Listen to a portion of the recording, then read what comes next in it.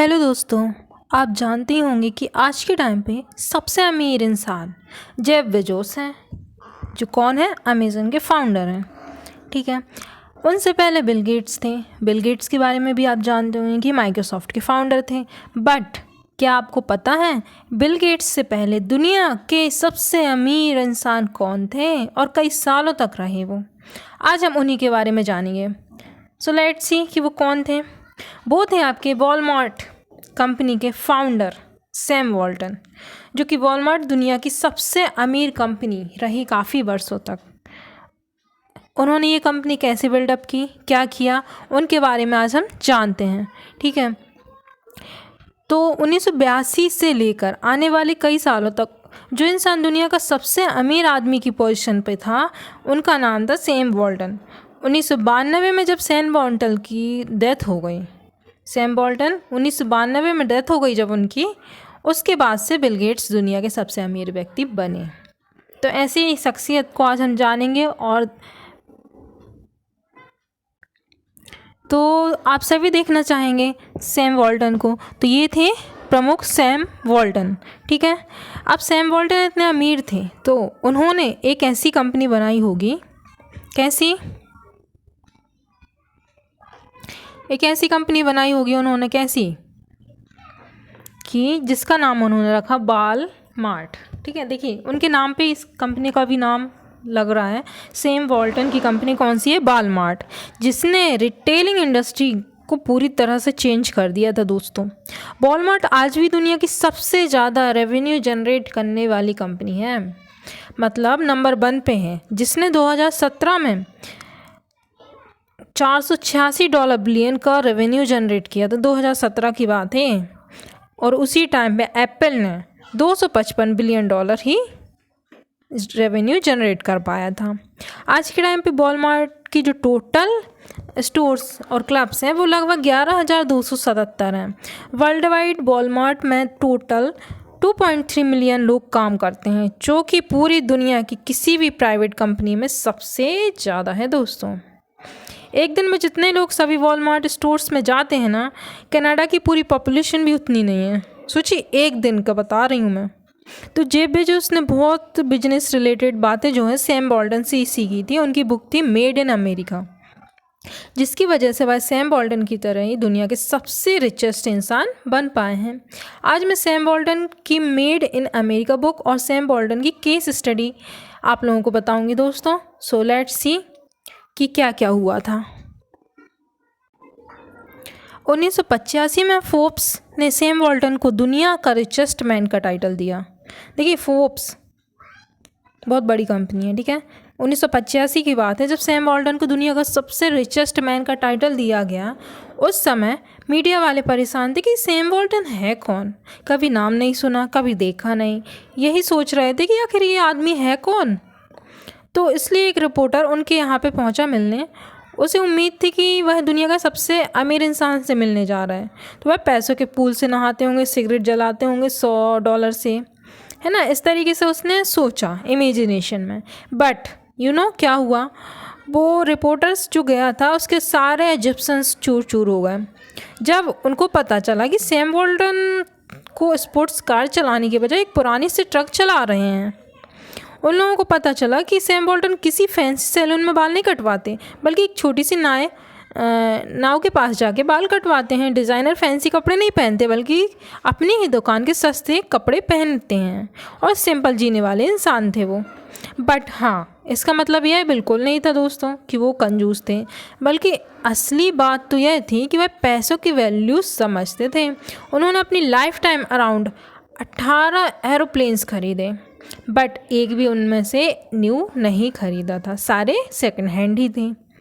Airplane उन्होंने show off करने के लिए नहीं खरीदे थे, बल्कि उन्होंने वह टाइम बचाने के लिए जो है खरीदे थे। सैम वॉल्टन को दोस्तों टाइम की बहुत वैल्यू थी। ठीक है। और क्या है कि उन्होंने अपनी जो लाइफ थी उनकी नॉर्मल लाइफ जिए थे, मिडिल क्लास से भी नीचे के तबके से बिलोंग करते थे। उनके डैड बहुत मेहनती इंसान थे और उनकी जो माँ थी वो भी ऐसी ही थी। तो सब हमेशा पैसों की इज्जत करते थे। ये उन्होंने अपनी फैमिली से सीखा था, क्योंकि जब सैम वॉल्टन बड़े हो रहे थे तभी बहुत बड़ा रिसेशन चल रहा था, पैसों की प्रॉब्लम हो रही थी, माँ बाप पैसे संभाल कर खर्च कर रहे थे। और यही सेम चीज़ सैम वॉल्टन ने सीख ली। जहाँ बच्चों का काम करना पाप समझा जाता था, वहीं सैम वॉल्टन बचपन से ही कुछ ना कुछ कंट्रीब्यूटर बने थे। वो घर से पैसे नहीं लेते थे, है ना, मतलब वह बचपन से ही पैसे कमाना सीख गए थे। वो कभी न्यूज़पेपर, कभी कबूतर, खरगोश, मैगज़ीन बेचते, घर घर जाकर, कभी मेहनत से पैसा कमाते। इसलिए उन्हें पैसों की इज्जत और भी ज़्यादा हो गई थी दोस्तों। सैम वॉल्टन चाहते तो एक राजा की तरह लाइफ जी सकते थे, एक बड़ी जहाज़ या आइलैंड खरीद सकते थे, मतलब कुछ भी कर सकते थे, लेकिन वो एक सिंपल लाइफ ही जीते रहे। क्योंकि वे बोलते थे कि अगर मैं ज़्यादा पैसा खर्च करूँगा तो इनडायरेक्टली ही सही, लेकिन मैं अपने कस्टमर्स की जेब से पैसा खर्च कर रहा हूँगा। ज़्यादातर बिजनेस बहुत सफल नहीं हो पाते क्योंकि उनके मालिक थोड़ी सक्सेस मिलने के बाद से पैसे लेने लगते हैं कंपनी के प्रॉफिट से, जिससे क्या होता है कि उनकी लाइफ तो ग्रो होने लगती है दोस्तों, लेकिन कंपनी में फिर पैसे कम लग पाते हैं और कंपनी की जो ग्रोथ है वो रुक जाती है। जबकि सैम वॉल्टन अपना मैक्सिमम प्रॉफिट अगेन अपने बिजनेस पर ही लगा देते थे, नई नई दुकान खोलने के लिए। इसलिए ही उनका इतना बड़ा एम्पायर खड़ा हो पाया है। तो दोस्तों सबसे पहले जो हमें उनसे सीखना चाहिए वो है वैल्यू ऑफ मेकिंग मनी। ठीक है, मनी के बारे में कि मनी की वैल्यू कैसे करें। तो कई लोग बोलते हैं कि उनके पास बिजनेस करने के लिए पैसे नहीं थे, जो सैम वॉल्टन के पास भी नहीं थे, है ना, लेकिन वो सबसे रिचेस्ट पर्सन बने ना दुनिया के। तो बट अगर आप उनकी तरह काम करके पैसे कमा के वैल्यू करना सीख जाएंगे तो धीरे धीरे कहीं ना कहीं आप भी सैम वॉल्टन की तरह अपनी लाइफ में ग्रोथ कर पाएंगे। बचपन से ही सैम वॉल्टन को उनकी मॉम ने यही सिखाया था कि बेटा जो भी करना हमेशा उसने एकदम बेस्ट बनना, आप जो भी करो उसमें बेस्ट बनो, अपने आप के लिए जितने हाई हो सको उतने हाई गोल सेट करो, एम्बिशियस रहो। इसलिए सैम वॉल्टन हमेशा बेस्ट बनने के लिए ही काम करते थे बचपन से। जैसे बचपन में वह मैगज़ीन, न्यूज़पेपर बेचते पैसे कमाने के लिए, तब वह उस मैगज़ीन सब्सक्रिप्शन बेचने का एक कंपटीशन हुआ कि कौन एक दिन में सबसे ज़्यादा सब्सक्रिप्शन बेचेगा, जिसका प्राइस था कुछ $10 के आसपास। अब वह सोच रहे थे कि वो प्राइज़ जीता होगा। आप भी सोच रहे होंगे ना कि वो प्राइज़ जीते होंगे। जहाँ आजकल माँ बाप अपने बच्चों को खेलकूद से दूर रखना चाहते थे, Sam Walton football, baseball, basketball जैसे गेम भी खेलते थे। गर्मियों में स्विमिंग करने जाते थे और सब चीज़ों में उनके रिकॉर्ड काफ़ी अच्छे थे क्योंकि वो जो भी करते उसे बेस्ट करने की कोशिश करते। एक अमेजिंग फैक्ट है, सैम वॉल्टन ने जो भी गेम खेलते थे उन सब गेम वह जीतते थे। जितनी भी सैम वॉल्टन की टीम मैच में हार जाती थी उनमें सैम वॉल्टन किसी न किसी वजह से नहीं होते थे। एक बार 12 साल की एज में बच्चों को चैलेंज किया गया, ठीक है, लेकिन इस बात ने उनके दिमाग को बैठा दिया कि हमेशा जितना हो ही उनका हक है। उनकी यही बिलीव है कि ज़िंदगी भर वो आगे आए हैं, ठीक है, जितना उनका हक है वो मानते थे। एक बार 12 साल की एज में अपने साथ वाले बच्चों से चैलेंज कर लिया और बॉय स्काउट ग्रुप में सबसे पहला ईगल बेल्ट जीतेंगे। बस 13 साल की उम्र में वो यंगेस्ट ईगल बने, सोचिए अपने टाइम पे। देखो फ्रेंड्स, ये सब बातें से आप गलत समझना ऐसा नहीं है, वो बहुत टैलेंटेड थे बचपन से, जिनके ऊपर उन्हें तोहफे दिए गए थे, ऐसा कुछ नहीं है, ठीक है। बल्कि बात तो यह है कि वो मेहनती बहुत थे यार, वो एक्शंस पे बिलीव करते थे। तो ये सारी चीज़ें हमने उनके बारे में देखी। अब हम सेकंड देखते हैं उनका नेक्स्ट क्या क्वालिटी थी। जैसे कि मैंने थोड़ी देर पहले आपको बताया कि वो जो भी करते बेस्ट करते, तो नेक्स्ट अगर हम उनसे कोई पॉइंट सीख सकते, कोई बात सीख सकते, तो कॉम्पिटिटिव एंड बेस्ट। जो भी करो उससे मैं बेस्ट बनूं, कॉम्पिटिटिव रहकर, यही एटीट्यूड सैम वॉल्टन की तरह बहुत आगे आपको भी ले जाएगा। जिन्हें लोग बहुत पसंद करते थे उनके हम्बल नेचर की वजह से। अब क्योंकि उन्हें हमेशा टॉप पर रहना पसंद था, इसलिए जब उनकी यूनिवर्सिटी में प्रेसिडेंट बनने के लिए कंपटीशन चालू हुआ तो उन्होंने पार्ट कैसे नहीं लेंगे, बताओ यार। और यहाँ उन्होंने ग्रेट लीडरशिप का एक सिंपल सा सीक्रेट सीखा। सीक्रेट क्या था? सीक्रेट यह था कि कोई भी इंसान जो उनके पास आ रहा होता था वह उनसे पहले बात करते, बजाय उस इंसान के कुछ उनको बोलने से पहले। यह चीज़ वह हमेशा करते थे और ये आई थिंक बेस्ट लीडरशिप की क्वालिटी भी है।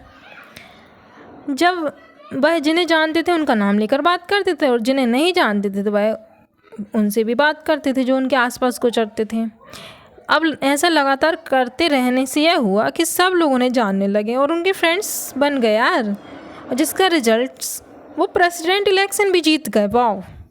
एक आर्टिकल में लिखा गया था कि सैम बोल्टन उन रेयर लोगों में से एक थे जो साफ सफाई करने वाले लोगों से लेकर ऑर्गेनाइजेशन के सारे हेड्स तक सबको नाम से जानते थे। कितनी बड़ी बात है यार, और उनसे अच्छे से बात भी करते थे। और वो नेचर फिर कोई सालों तक उनकी दुकान कई कस्टमर को लेके आते थे, बिकॉज वह दुकान के अंदर से ही लोगों को ग्रीट करते जो बाहर से आ रहे होते हैं, उनका नाम लेके उन्हें इम्पोर्टेंस फील करवाती। ये सारी क्वालिटी थी उनमें।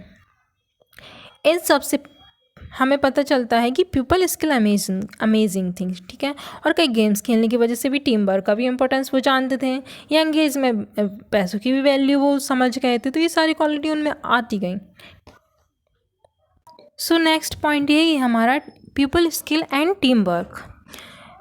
अपनी पीपल स्किल अच्छी करो और टीम वर्क का इम्पोर्टेंस समझो दोस्तों। How to win friends and influence people एक बहुत ही अच्छी बुक है जो आपकी पीपल स्किल को बहुत अच्छी करेगी। आपको अगर टाइम मिले तो ज़रूर पढ़िए। अब ऐसे ही कॉम्पिटिटिव एंड कॉन्फिडेंस नेचर के साथ अपनी खुद की फ़ीस खुद से भरते हुए अपनी पढ़ाई ख़त्म कैसे करें, यह भी उन्होंने पहली जॉब से ही सीख लिया। मतलब काफ़ी कुछ उन्होंने संघर्ष किया, लेकिन जीते भी वो। बट फिर भी वह उन्हें निकाल नहीं सकते थे। क्यों? क्योंकि सैम बोल्टन एक बहुत ग्रेट सेल्समैन थे, है ना। और कुछ प्रॉब्लम्स आई होंगी बट उनकी इज्जत करते थे सब। जो बहुत चीज़ें बेचते और हमेशा टॉप में रहना पसंद होता। फादर इन लॉ से उधार लेकर खुद की स्टोर खोल ली। बेसिकली बहुत सारा चीज़ किया उन्होंने, ठीक है। बट सैम बोल्टन ने ये सब बातों पर फोकस करने की बजाय कि वो फंस गए हैं, लोगों ने कितनी ख़राब दुनिया है ये एक्सेट्रा, मतलब नेगेटिव चीज़ों को अलग करके उन्होंने खुद को क्या उन्होंने एम बनाया कि वो किसी स्टोर को जो उनके आने से पहले काफ़ी लॉस्ट में जा रहा था उस स्टोर को बेस्ट बनाएंगे। ये सारे उनके डेडिकेशन था, उनका वो सब चीज़ों था जिसकी वजह से वो दुनिया के रिचेस्ट पर्सन बने। सो नेक्स्ट देखते हैं। नेक्स्ट है उनका पॉइंट जो हम सीख सकते हैं, वो है आपका learn, experiment and focus to win. Learn, experiment and focus to win. सीखो, एक्सपेरिमेंट करो और फोकस करो। किसके लिए? जीत के लिए। नेगेटिव पर फोकस करने की बजाय जीतने पर फोकस करो। कुछ लोग कहते हैं कि मतलब एक और है जिसे पागल आदमी बोला जाता है, एलन मस्क, सब ने सुना होगा। उसको पता ही नहीं है कि इम्पॉसिबल क्या है, उसकी डिक्शनरी में ही नहीं है। सोचो क्या एटीट्यूड है उस बंदे का। सेम ऐसा ही यहाँ पे ये बोल रहे हैं कि नेगेटिव पे फोकस करने की बजाय पॉजिटिव सोचो ना, एक्सपेरिमेंट करके देखो। अगर सक्सेस होता है तो then it will be helpful, नहीं होता तो एक्सपीरियंस मिलता है। सेम ऐसे ही ये सारी चीज़ें हैं। वह एक्सपेरिमेंट पे बिलीव करते थे, ठीक है, फोकस करते थे। नेक्स्ट पॉइंट हम देख लेते हैं उनका, break rules but create result. देखिए रूल्स भले ही टूटें लेकिन उसका रिजल्ट आना चाहिए। और सबसे मेन चीज़ यार, change is important according to the situation. So rules क्यों बनाए जाते हैं? रूल्स इसलिए बनाए जाते हैं कि सोसाइटी का डेवलपमेंट हो सके। अगर नहीं हो पा रहा देन रूल्स मस्ट भी मतलब तोड़े जाने चाहिए, ठीक है। तो देखो सब कुछ at the end the result पे मैटर करता है, ना कि और दूसरी चीज़ों पे। मतलब हम मेहनत कितनी भी करें, कोई भी एग्ज़ाम की तैयारी करने के लिए कुछ भी करें, मेहनत किसी को नहीं दिखती, रिजल्ट मैटर करता है, ये वो बोलते हैं और ये सही भी है।